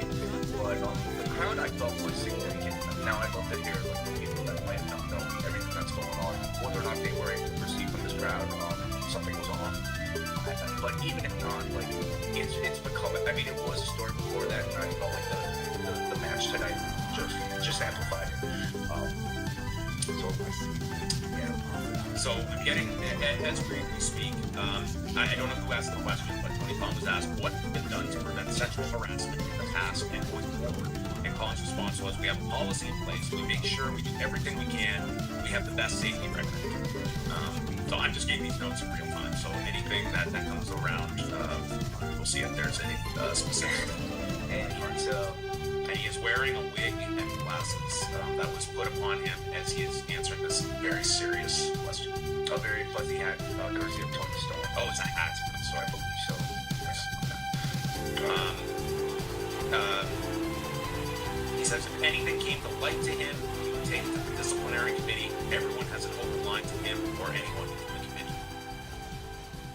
But I mean, we're talking about a situation that was potentially, allegedly, years ago, before the formation of any known disciplinary committee. So this is fine but I mean, it sounds like this was not specifically asking about the Jericho story, and so he's just giving kind of boilerplate assessment of how they handle these situations. Yeah, well, the press conference isn't over yet, but if that was as much as we got, I guess I would say that's a honest. It's one question, so we will see if more is brought up. Julia Hart against Abaddon followed that for the TBS Championship, and another match that struggled with heat here. So Hart is working on the pack. Abaddon, what were the house rules here? She's allowed to bite, or Yeah, she's allowed to bite. would that be your choice? Well, if I was a skilled biter, Didn't really pan out too well for her. well, she should have employed a better biting strategy. Maybe work on that biting. I mean, she didn't expect Sky to listen, I suppose. My rule would be no basing on your feet for a muscle. Well, you okay, yeah. Well, then you would have won today, based off of DQ. She goes for the Heartless, and Abaddon gets the roll, pulls her back. Inside by Abaddon, and it's Sky Blue here, knocking Abaddon off the apron as Aubrey's dealing with Julia Hart. Abaddon drags Sky Blue from underneath the ring, attacks her, and this allows Hart to jump Abaddon from behind, rolls her into the ring, and then hits her moonsault. Now, the moonsault has been criticized, where, especially from the angle they were shooting it, like she laid on her feet, and it wasn't the smoothest moonsault. That said, Excalibur was so quick here explaining, well, it wasn't a traditional moonsault press. It looks like she came down and landed with her knees on the body and onto her feet. Like, he tried his best to cover for something that was tough to cover for. And Julia Hart retains the title in 11:57, even with the disadvantage of her opponent being able to bite her. She was prepared. She was prepared for the biting. Yeah. I thought it was. I thought the crowd was kind of flat for this one too, and I wasn't really captivated for much of it, to be honest. I didn't even think the biting stick was utilized all that much to make it a bit more memorable. I was very interested to see Abaddon get a chance here. They're very underutilized talent. The crowd seems to love. Great potential as a baby face. I hope they are able to carry on with them, and I think they'd be a great opponent for Tony Storm. Like, can you imagine the skits? They've been like the horror meets classic cinema feud. Sorry, I'm communicating as That's okay. No, that's okay. Yeah. Sorry about this. I mean, the lull in the show for sure. It was. Up until this point, I would say this was like a lower end AEW pay-per-view. It's current news final three matches that I think are going to be people's focus of the show if you're coming with a strong positive reaction. So we go to the no DQ. Christian Cage and Adam Cole for the TNT Championship. No DQ match. I thought this was very clever in the fact that they did a TLC match without advertising a TLC match to where your expectations would have been insane, probably going into this. And they went out and they They went did more than TLC. Yes, They went TLCF. Yes. So, I mean, they come out, first of all, like, if you want to say, like, this crowd, like, they were not, like, the heat was lacking for a number of previous matches, the second they came out, they were red hot for this, and it kept up for 22 minutes in this match. So, Copeland just goes after Christian, knocks Nick Wayne into a wall, they fight into the crowd, Copeland comes off a balcony with a high cross, and then they make their way back to the ring, and it's all Copeland until his shoulder goes into the post, and Cage takes over, stomping the neck, and somewhere in all this, Copeland gets busted over his left eye, and I mean, this is gonna look awful. That's an Instagram day after shot. So Cage is using the good old trusty kendo stick, not a candy cane kendo stick, but just the regular variety, and then puts a chair on top of Copeland while applying a Boston Crab. Copeland fights back, he fires off with his own kendo stick shots and applies the crossface, including getting a piece of the chair to put in the mouth. And then Copeland pulls out the ladder, and the crowd's chanting TLC. Cage cuts him off, and then there's a sunset bomb by Cage off the ladder into the ring. And you're thinking at this point, what more could you ask for from two men whose combined age is 100 in this match? After they gave you chairs, they gave you tables, and they gave you ladders, and the crowd starts chanting, "We want fire." And then we get a concerto attempt but Nick Wayne runs in, grabbing the chair away from Copeland. So this allows Cage to get up, low shots Copeland with a chair, and then Copeland whips the chairs into the face of Cage and smears him through a table. And this crowd is going nuts at this point. It's like, you can just finish this, and this is perfect. Shayna Wayne yanks Paul Turner out from counting. So Nick nails Copeland from behind with a belt shot, and then, as much as we can focus on the fire, ladders, or any of the weapons, maybe the scariest moment for me was watching Nick Wayne in this Wayne's World to Adam Copeland, who had to be the most trusting guy possible with Nick Wayne to take this, because in the Wayne's World, like, it's a tough angle that you're coming at here. When we're talking about from the turnbuckle to the floor on a controlled floor is uncompromisable, and he took this thing and, you know, got up and continued the match, but Nick Wayne was heavily involved here. He's brought it to the ring, and Cage hits the kill switch, but Copeland kicks out. So then Cage and Nick Wayne bring up the microphone from under the steps. They put it all over the table, and Cage comes over to Copeland. Go fuck yourself. And he goes to put Copeland through the table, but Copeland avoids going through, and he takes Nick Wayne and attempts to powerbomb him through the table, but Nick Wayne just like slides off this thing, and Copeland goes back into the ring, stops a belt shot, and he uses Christian's own kill switch to pin Christian in 24 minutes and 47 seconds, and I thought this match was incredible. I would go so far as to say Copeland's post-return 2020 onwards, I think this was his best match. Like, what would be the runner-up? Like, the greatest match of all time, John. Just look at excellent. Like, that's the one that comes to mind for me. That was a great match. Different circumstances, that pandemic crowd, or like, you know, not even with the crowd differences. But this was just a phenomenal match that these two had, and this turned the show. From the get-go, you know, I mean, for one thing, this is like a well-built story with two legitimate stars, and incredible crowd noise from the beginning, and it's amazing because, like, how old are they? Like 49? They're 50 each. Oh my god. I would make the argument that as professional wrestlers, they might be in their prime. Now, I'm not saying this, okay, I don't think they can accomplish what they used to during the TLC era, but wrestling is a lot.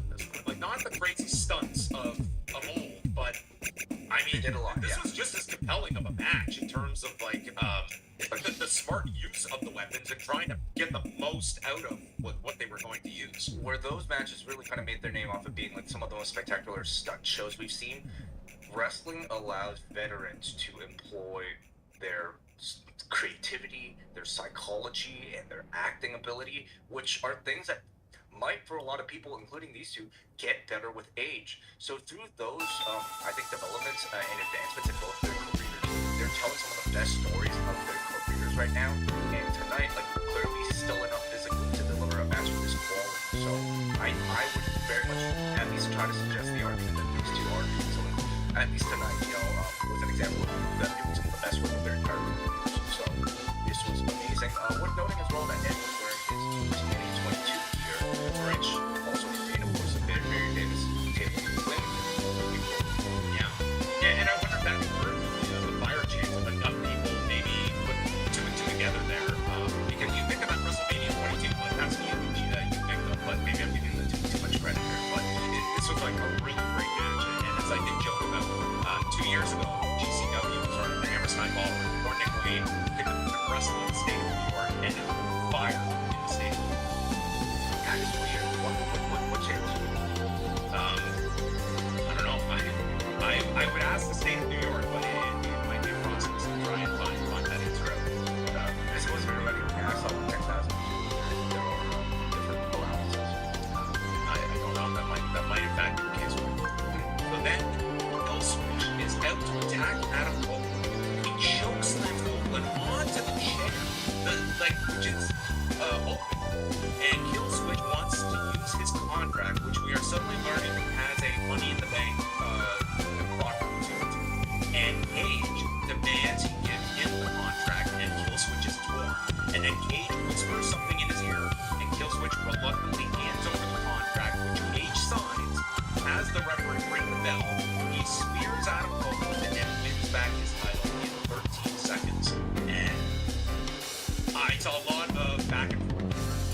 This was a divisive decision among people. I mean, number one, it is, very much, I would say, property of a WWE trope doing this kind of a passion, for lack of a better comparison. But on the other side, this is Copeland that is still chasing Christian. And number two, it's, I think you look at it as, the idea of, extending this program and how we can do that. Like, this was Copeland, he leaves with the title, sort of like that's your mountaintop moment, and instead we've given him something to continue after here. So I'm not too negative of a feeling over this, and it's also kind of like, here is the guy that kind of, one of his big traits was he was the guy that the opportunist, and here it was, the tables are turned on him. So I didn't have this negative takeaway, and I'm not going to be too sour after seeing the match list. I just thought this out of this world great. I like the finish. I'll straight up, I felt. And you're consistent. You love when this Josh Alexander in front of his baby. I'm somebody who at the time. You love baby faces just failing in spectacular fashion after a big run. I'm somebody who at the time, when I first saw it, kind of got interested in wrestling again because of the finger poke of doom. So I don't know how many people are turning off their podcast. This was not the finger poke. I thought exactly it's the same thing as you. Like, why kill this program right now when you still have so much to get through? You're trying to create a hero's journey for Edge, and you have a temporary sort of moment of celebration, giving him a lot of credibility as somebody who is more than capable of beating Christian, but you screw it out of him. And in that process, you're building this, to me, you're making this program that much harder. You're continuing the sort of parental abuse of Kill Switch here from Christian Cage. And I just think this program is too hard to extinguish within 2 matches. So I just think that they're going to carry this into the new year, maybe for an even bigger stipulation. And what could that be? How do you top Lady Gables? I've got the answer. A Clockwork Orangeville House of One match. What would that entail? Going to Orangeville, number 1. See, That's all. I think you. They kind of gave you the TLC match here, so I don't want to see them have to. I'm of 2 thoughts, because I was the one who said I don't necessarily see these guys have to. I just play the greatest hits and go to this, but then this was fantastic. This wasn't that. This wasn't. I mean, yes, it was TLC because you saw the. But I thought it was really smart not to promote this. It would have been really easy to just come up with a new name and promise tables, ladders, and chairs with these 2. But I think that would be number 1. Criticism that we're just retreading with these 2. They're not doing anything to refresh, whether that's fair or unfair. And number 2, I think the expectation would have been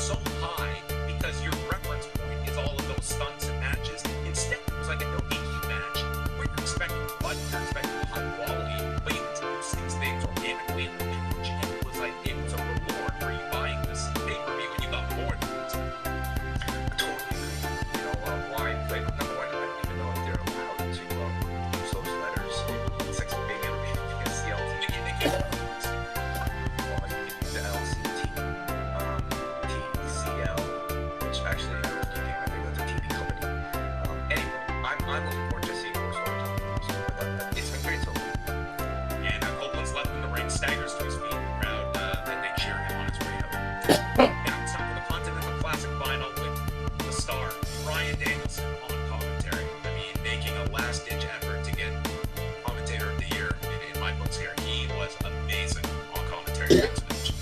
As always. Brian Stan level. That's the highest compliment I can give here for an analyst. So Brian is just stating Wednesday can focus on being the better technical wrestler and just gave the blows with Eddie Kingston. And there was a moment in this match, he's just watching this and he just stops. He's like, believe I lost this guy. He was great in this. So Eddie's out. He's got the yellow and black Wada style kick pads on. And early on, we're getting some hard play action from these two. Then Eddie is Brian is breaking his feints and how great his striking is. Moxley can't get into that game. It's like this is like a super level of like technical like start that we're getting here. We're breaking down like feint techniques. And then Eddie Kingston goes for the suicide dive, and I thought this guy killed himself as he landed coming down. And this led to him being attacked by Moxley and avoiding Kingston's Elvis. They have Moxley delivering Germans on the neck, and then they get into a big chop battle. And at one point, Moxley tweaks his knee and he staggers and gets caught by the hurricane. And Bryan Danielson just yells, "Don't let the phone be Mox!" And he gets shot by Kingston, and Kingston's yelling, "You want 100% motherfucker?" And he keeps chopping him, and he takes him to each corner to deliver the chops, and then a Northern Lights bomb of Moxley kicks out. Kingston applied Moxley's old bulldog choke with a beat him, and of course in their matches back in 2020, this was the focus of Moxley's victory. And it's followed by hammer and anvil elbows, which Danielson said these are not his specialty, and he reapplied the bulldog choke, but then Moxley's moving his hips. He knows how to defend this. They drill this. And Moxley gets his own choke.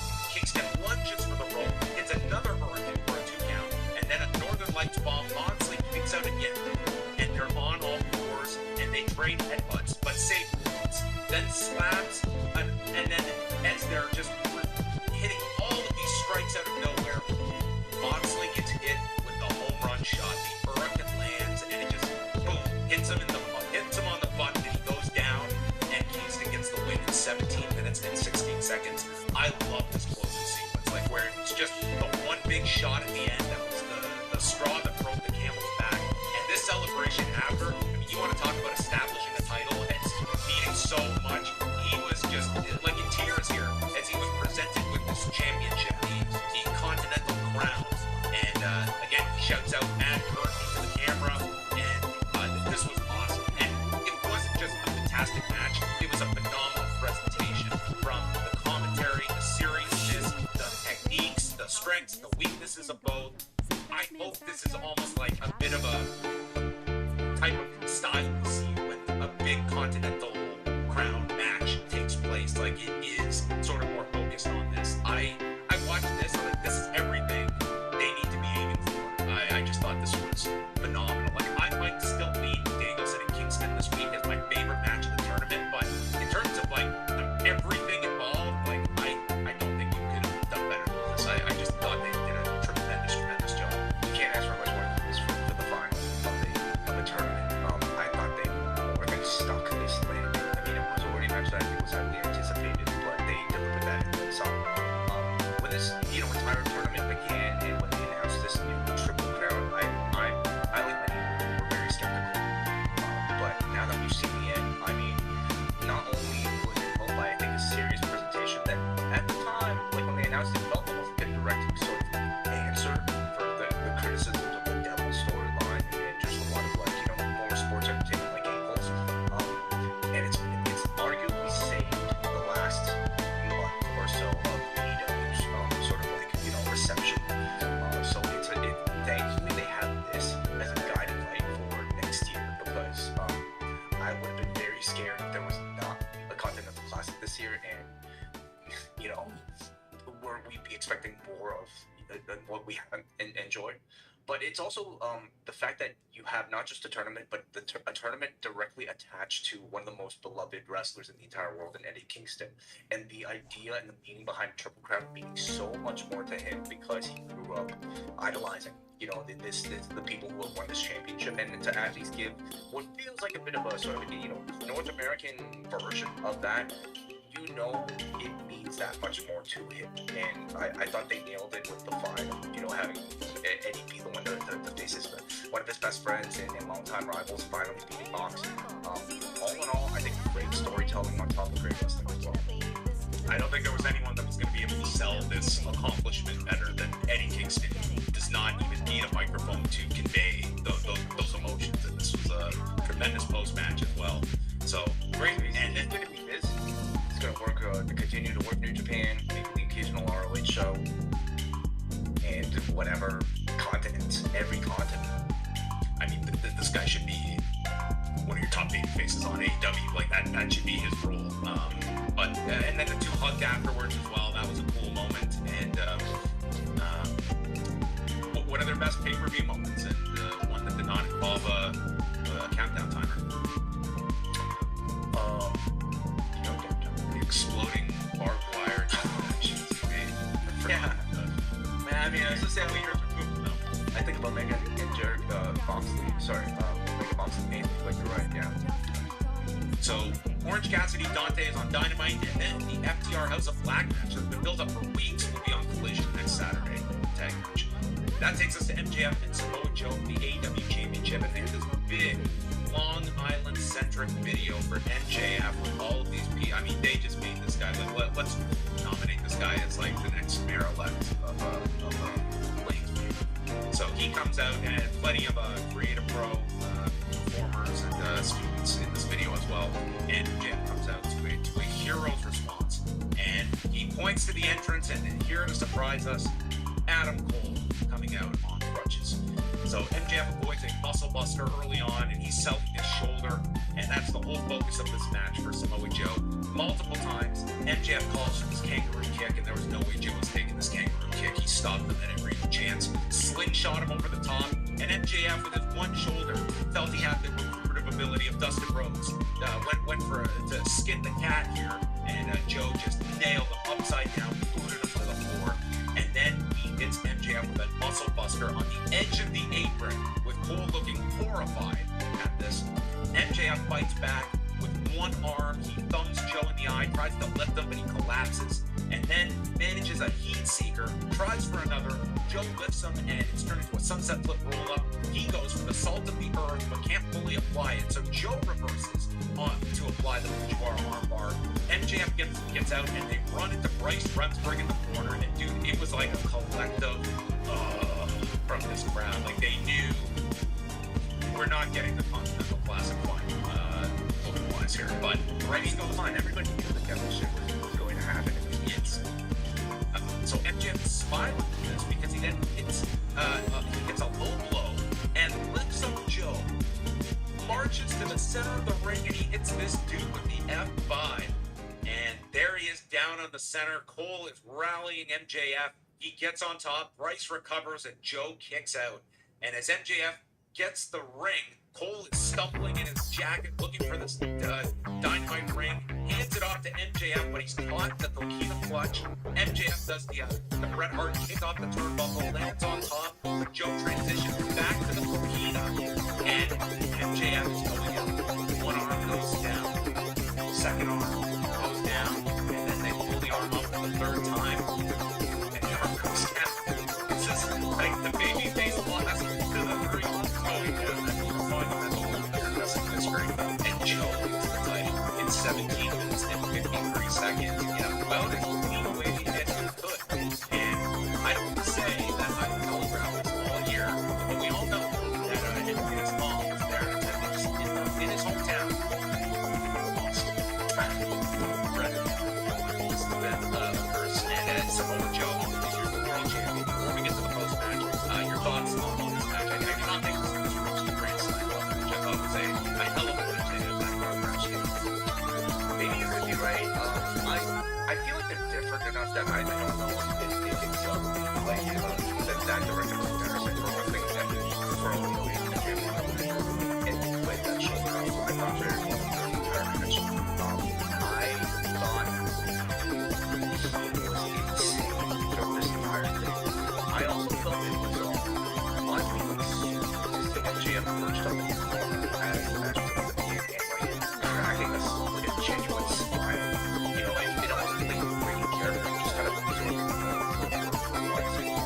honestly, It's like it's not just like you're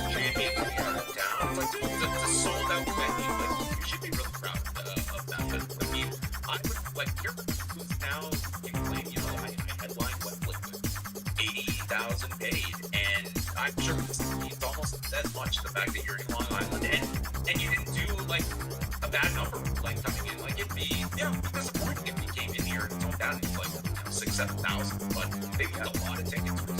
I also wonder if, like, you know, really considerable criticism coming off of several of his segments over the past several months as he addressed the Players Tribune article, might have played where he wasn't exactly sure what the response was going to be, and he was met with that hometown article. I mean, it was actually very touching, and I thought they received that really good story on that. The finish, though, okay, like, I feel like it was so to me, like, this MJF run has all been about, at least for the early portion, about sort of identifying tropes in professional wrestling, just either fully diving in or maybe completely breaking into the audience expectations. And I felt it was very fitting for the entire run to end based on one of the most cliche spots in professional wrestling and having our expectations completely subverted and having a championship reign by that sort of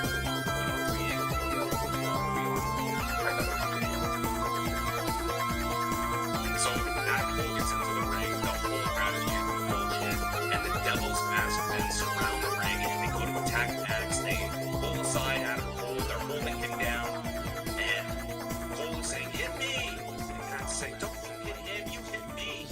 And the lights go out for a long time, and then they come on, and Adam Cole is seated in the chair, flanked by the Masked Men, who reveal themselves as Roderick Strong, Wardlow, Matt Taven, and Mike Bennett, who are the Masked Men, the defunct Masked Men of the Devil.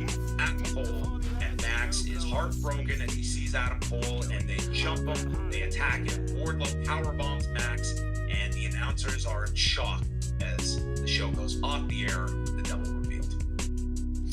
So we got the reveal. Yeah, we were wondering if the storyline was going to come to an end, at least the you know, mystery portion, and they did. So I guess the question, not like they made a big push for it either. Like if you could have argued like they could have made a bigger deal out of this. Like I don't think people buying the show expecting the pay. Like it's nice when you reward your audience as well, but I think this was more than the time to get the mystery. Like it had reached.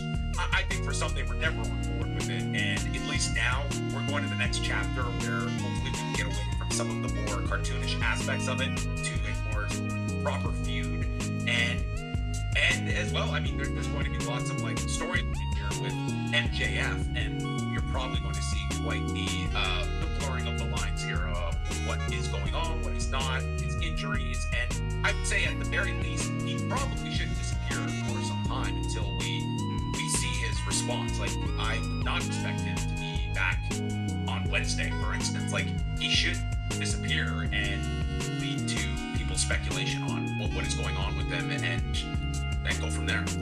right? Yeah. I think it's the perfect time. Not necessarily. I mean, for one thing, he is out possibly due to injury, but he's also out due to heartbreak, which I think is even more. You know, That's he's 6 to 8 months potentially. That's like an ACL. So I'm curious to know if maybe this was always the plan to reveal at the end of World's End in Long Island, or were they going to delay this until Adam Cole could actually return? And what is the status? What is the health status of an Adam Cole? Are we going to see him once a week? Was this just, you know, hey, make appearance on a big show, and Adam Cole continues to maybe go away for a while? Still a lot of questions. What do you feel about the selection of the best men and what is essentially now a stable of the WWE? I thought that Cole was the safest pick, and one that I didn't like. That there's enough that they have built up that we'd stated like it had to be done. Cole and Jay, like way back with the start. The turn comes 3 or 4 weeks in. It's like, okay, here's another wrestling turn. But instead, it's like you have seen these two, like you've seen this like bond that when the turn comes, it's gonna be something because the audience, I think, is invested in this. So I thought he was the safe pick to go with. I don't think any of the WWE releases would have been met positively, like none of them. Like the options were very low. You could have gone for some crazy name to just get some shock value, but I thought that it was a very, very small list of people that would not be met negatively, and Cole was probably your safest, that has a storyline reason that you can tie it in together. Like right down to like his plan was to replace Max at the last pay-per-view and cost him his title. And it was thwarted by Max coming to save his friend. You know, there's a lot that they can explain that can totally make sense with all of this, and you can put enough obstacles in Max's way before he can get to Cole once he is healthy. Like it's not the end of the world that he can't, even though the pay-per-view is named as such, that he can't wrestle next month or at Revolution. I think it's a blessing, honestly. Like I could see this at this point maybe being the peak towards All In, and I think given the potential time off of Max and the series of matches you might be able to have with the rest of this faction, I think it stands a chance of being able to, you know, delay the match itself until August. Yeah, all that said, you know, we've been talking, I think, for who this person is, and by the time it's revealed, we'll be disappointed. And I can't say I'm disappointed. Like, you know, Adam Cole is probably like such an obvious pick that maybe for that reason I was dismissing. There's no way just, you know, as simple as that. And he went with a simple option, and from a storytelling standpoint, I'm set as well. Like, I'm watching him. It's a high knowledge game that makes sense. Down run back, you know, play everything. I think it makes sense. So, Yeah, you were such a great friend, Max. Remember those sneakers you gave me right before Grand Slam that I wore for the first time coming up to the ring? And I jumped off that apron. all your fault. I mean, it could be as simple as, hey, you beat me at you robbed me of the biggest moment of my career. You took my Yeah, no, I think that there's a lot, and I think for the people that, like, I think that for the strongest percentage of people, I think we're in the middle of this one where this was dragging on. They weren't quite enamored with it. They had their issues with it, but it was a salvageable angle that hopefully now they can bring them in. I think it was a smaller that were absolutely hating it or absolutely loving it. Like, a lot of it was more so. A lot of it were moments that we absolutely loved or absolutely hated. Yeah, and the makeup of the mask, man, it was so good. And I think we can eliminate that. Same for probably some merchandise. Definitely merch.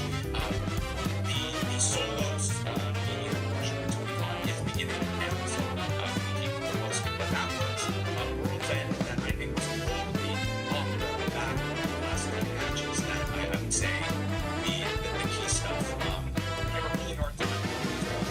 Like, my match tonight was the TNT match and the Continental Classic final. Those are my two that lost those two. Maybe so that was probably not listening. Maybe they didn't know they were getting that either. So that was it. But I would say prior to that TNT match, like outside of the All-Star 8-man, like there was a lot of disappointing stuff on this show that did not live up to, like, if you want to kind of, you know, grade this as a whole, like this was not like your start to stop excellent pay-per-view, maybe one thing, which I think there were several down. History will look back on me on this show because it was during the last three matches. Very, very strong. I think it revealed the culmination of the big storyline to the show. But in having the show, I certainly can't forget about the real moment that we saw during the matches. And I think it points to maybe it's right there, but you know, there are certain storylines that are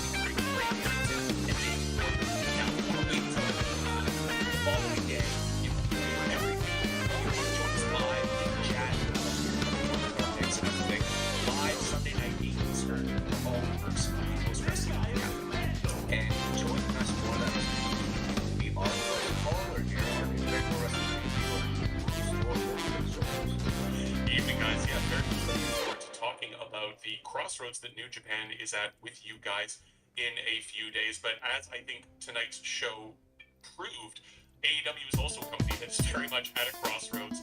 And as a result, I think, kind of like Full Gear, this was a much more of a mixed AEW pay-per-view than we are normally used to. But I think for very different reasons. As far as the elephant in the room goes, I hope that the reporters in the room are actually asking prescient questions about this and kind of holding Tony's feet to the fire, and not just the usual, when are you coming to Detroit again, or whatever it might be. I hope that if there is a problem, if there is a situation, I hope that it's handled better there than it has been in other companies. And I also hope that if there are allegations being made or allegations being raised, that they're being done with the kind of consent and agreement of any of the aggrieved parties, and not just because people are getting into arguments on social media, because using those sorts of things just to win an online argument is not good and not okay. But leaving that aside, as far as the actual substance of this goes, I think I'm pretty much in agreement with you. Kind of heading into those last three matches, my friends, my brother and I were watching the show. We're just kind of thinking, oh man, they gotta pull some stuff out here in the last moments. And, All right. and I'm gonna go ahead and call it a day, guys. See you later.